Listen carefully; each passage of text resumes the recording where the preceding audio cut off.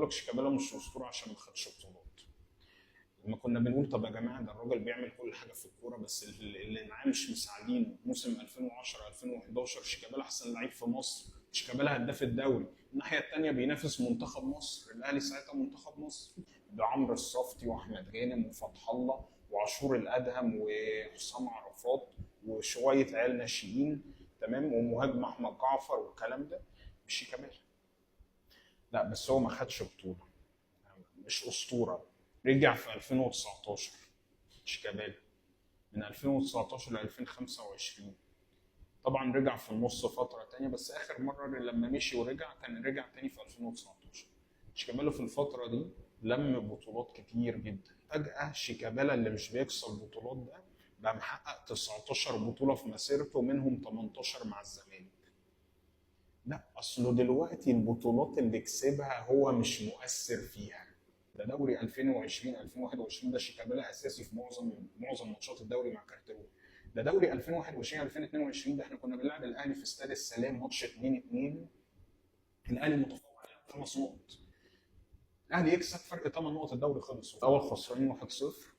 الشوط الثاني شيكابالا بينزل بيصنع الهدف الاول لبن شرقي وبيسجل الهدف الثاني، والاهلي بعد كده بيتعادل، بيخلص الماتش 2-2 وبيفضل الفرق 5 نقط. والاهلي في ماتش انت لو خسرته مع السلامه الاهلي فرق 8 نقط باي باي.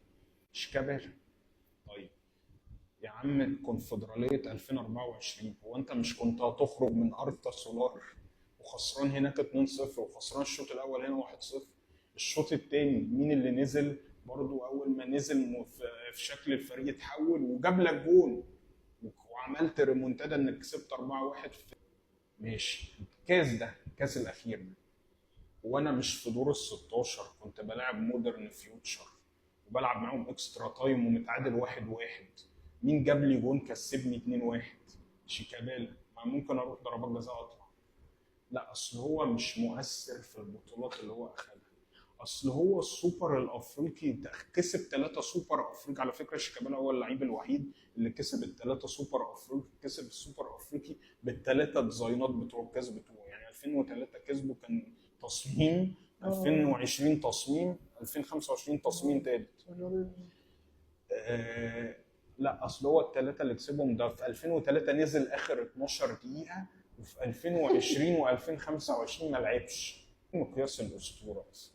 ما كل نادي ليه اسطورته. يعني مثلا اودينيزي بالنسبه لهم دي ناتالي اسطوره عشان هو فضل في النادي طول عمره ولا عمره كسب اي بطوله.